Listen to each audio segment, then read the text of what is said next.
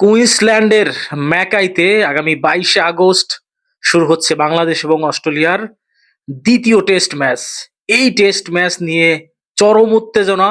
ইতিমধ্যেই টেস্ট ম্যাচের প্রথম দিনের টিকিট সব শেষ হয়ে গেছে।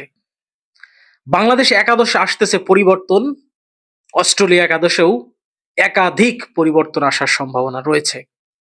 পিচ কেমন হবে? বাংলাদেশ একাদশে ফিরতেছেন তারকা পেস বোলার, চাপে অস্ট্রেলিয়া। এই সমস্ত বিষয় নিয়েই আপনাদের সাথে আজকে কথা বলবো। তার আগে অনুরোধ করবো, আপনি যদি আমার চ্যানেলটিকে এখনো সাবস্ক্রাইব করে না থাকেন অবশ্যই চ্যানেলটিকে সাবস্ক্রাইব করে দিবেন। আর যারা সাবস্ক্রাইব করেছেন তাদেরকে অনেক অনেক ধন্যবাদ। বাংলাদেশ দল অস্ট্রেলিয়াকে প্রথম টেস্টে 9 উইকেটে হারিয়েছে। একটা উইনিং মোমেন্ট ধরে রাখার যে প্রবণতা বাংলাদেশ দলে আছে সেটা কিন্তু সম্ভবত এবার ভাঙতে যাচ্ছে। তাহলে আপনার কাছে প্রশ্ন, এই দলে তো অলমোস্ট সবাই পারফরমেন্স করেছে, তাহলে দল থেকে কাকে ড্রপ করে কোন তারকা পেসার দলে আসতেছে? আমি এটা একবারে নিশ্চিত করে বলতে পারি যে বাংলাদেশ দলে অবশ্যই অবশ্যই পরিবর্তন আসতেছে, কিন্তু সেই পরিবর্তনটা আসলেই কোথায় তার আগে একটু আলোচনা করতে চাই অস্ট্রেলিয়া একাদশটা নিয়ে। বাংলাদেশ একাদশ আমি আসবো। অস্ট্রেলিয়ার দলের সবচেয়ে খারাপ যে জায়গাটা সেটা হচ্ছে তাদের ওপেনিং। জ্যাক ওয়েদারল্ড তিনি সম্ভবত বাদ পড়তে যাচ্ছেন। তার জায়গায় ম্যাট র্যানশোকে ইতিমধ্যেই তারা দলে নিয়েছে। র্যানশো অবশ্যই ওপেনিং করবেন ট্রেভিস হেডের সাথে, এবং নাম্বার 3-তে লাবুশেনকে পরিবর্তন করারও একটা কথা চলছে। তবে যেহেতু তারা এই বাংলাদেশ সিরিজ দিয়েই এই টেস্ট সামারটা শুরু করতেছে, সামনে তাদের অনেক বড় সিরিজ রয়েছে, অ্যাশেজ রয়েছে, ইন্ডিয়ার সাথে সিরিজ রয়েছে। তো সবকিছু মিলে আমার মনে হয় যে লাবুশেনের উপরে তারা আরো একটু ইনভেস্ট করতে চায়, আর একটু টাইম দিতে চায়।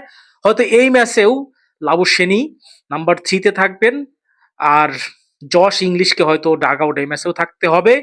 আর ওপেনিং এ জ্যাক ওয়েদারওয়ার্ল্ডের জায়গায় সম্ভবত ফিরছেন ম্যাট র্যানশো। এই হচ্ছে অস্ট্রেলিয়ার অবস্থা। এখন পিচ নিয়ে অনেক কথা হচ্ছে। এই উইকেটটা আসলেই ডারউইনের উইকেটের মতো হবে নাকি অন্য আচরণ করবে? আমরা যতদূর জানতে পারতেছি এখন অবধি, যে উইকেটে খেলা হবে বা যে মাঠে খেলা হবে, এই মাঠে কিন্তু এর আগে কখনো কোনো টেস্ট ম্যাচ হয়নি। অস্ট্রেলিয়ার জন্য যেমন অচেনা, বাংলাদেশের জন্য কিন্তু সেম অচেনা এই মাঠটা। যেহেতু এই মাঠটা অস্ট্রেলিয়ার আরেকটা বিখ্যাত স্টেডিয়াম গ্যাবার পাশেই এই স্টেডিয়াম, মানে ওই শহরেই ব্রিসবেনেই এই স্টেডিয়ামটা, এবং এই স্টেডিয়ামের যে কিউরেটার তিনি আবার ব্রিসবেনের গ্যাবারও কিউরেটার। সো গ্যাবার কিউরেটার এখানে কাজ করতেছেন। সম্ভবতই বলা যায় যে প্রথম টেস্টে আমরা যেই ধরনের উইকেটটা দেখেছি যে অতটা বাউন্স নেই, হয়তো তৃতীয় দিনে বা চতুর্থ দিনে এসে স্পিনাররা কিছুটা সহায়তা পাবে, এখানে হয়তো সেই সুযোগটা পাওয়া যাবে না। এখানে পুরোপুরি আহ, মানে বোলিং পিচ হওয়ার সম্ভাবনা বেশি। এখানে পেস বোলাররা ভালো সুবিধা পাবে, উইকেটে বাউন্স থাকবে, মুভমেন্ট থাকবে, যেরকমটা আমরা গ্যাবায় দেখে থাকি। অস্ট্রেলিয়া একাদশে সম্ভবত একটা পরিবর্তনই, ওপেনিং এ ম্যাট র্যানশো ফিরতেছে, বাকি আমার মনে হয় যে তাদের পেস ইউনিট নিয়ে কোনো সমস্যা নেই।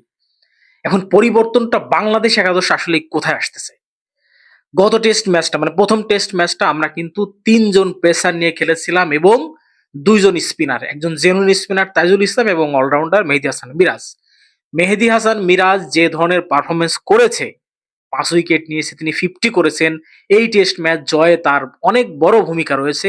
সো মিরাজকে পরিবর্তন করার কোনো সম্ভাবনা অন্তত আমি দেখতেছি না। আর আমাদের টপ অর্ডার ভালো রান পাইছে, ইভেন আমাদের লোয়ার অর্ডার বোলিংরা কিন্তু বেশ ভালো ব্যাট করেছে, বোলিং নিয়ে আমাদের কোনো সন্দেহ নেই। তাহলে পরিবর্তনটা আসলে কোথায় আসতেছে? গত ম্যাচে আপনারা যদি লক্ষ্য করে থাকেন, প্রথম টেস্টে তাসকিন কিন্তু মানে হাঁপিয়ে উঠতেছিলেন। তাসকিনের ফিটনেস নিয়েও আমি একটা ভিডিও বানাবো, যাক সামান্য একটু আপনাদেরকে বলে রাখি। তাসকিন একটানা 3-4 ওভার স্পেল যদি বল করে, তাকে দেখে মনে হয় যে তিনি কতটা টায়ার্ড। তার ফিটনেসের দিকেও যদি একটু খেয়াল করেন, তার ফিটনেসও কিন্তু আগের মতো নেই। তার আমার মনে হয় তাকে আরো 5-7 কেজি ওজন তাকে কমাতে হবে, নইলে টেস্ট ম্যাচ সারা দিনের খেলা, আপনাকে কমপক্ষে 20 ওভার বল করতে হবে। অস্ট্রেলিয়ান পেসাররা 27-28 ওভার করে বল করছে, হ্যাজেলউড, কিন্তু তাসকিন কিন্তু 14-15 ওভারের বেশি বল করতে পারে না। সো এই জায়গাতে একটু প্রবলেম আছে। তবে তাসকিন দল থেকে বাদ পড়তেছে না, তাসকিন একাদশে থাকবেন। আমরা সম্ভবত দ্বিতীয় টেস্টটা যেটা ম্যাকাইতে অনুষ্ঠিত হতে যাচ্ছে সেখানে আমরা ৪ পেসার নিয়ে খেলবো।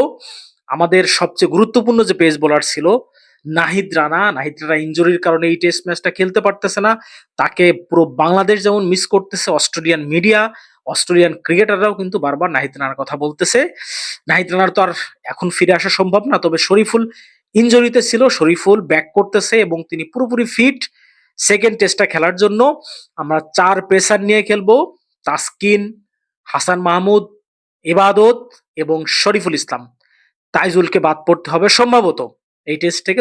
যদিও তাইজুল ভালো বল করেছে, তবে টিম টিম কম্বিনেশনের কারণে হয়তো তাইজুলকে ডাগআউটেই থাকতে হবে। আর আমাদের top order, middle order, opening যা ছিল সেম একাদশ নিয়ে আমরা মাঠে নামবো, শুধু বাড়তি একটা পেস বলার আসতেছে ম্যাকাইতে। এই ছিল আমার কাছে আর সর্বশেষ আপডেট বাংলাদেশ এবং অস্ট্রেলিয়া সিরিজের। আপনারা চ্যানেলটিকে সাবস্ক্রাইব করে রাখুন। নতুন যখনই কোনো আপডেট আসে অবশ্যই আমি আপনাদের সাথে সঙ্গে সঙ্গে যুক্ত হয়ে যাব। ভালো থাকবেন। আসসালামু আলাইকুম।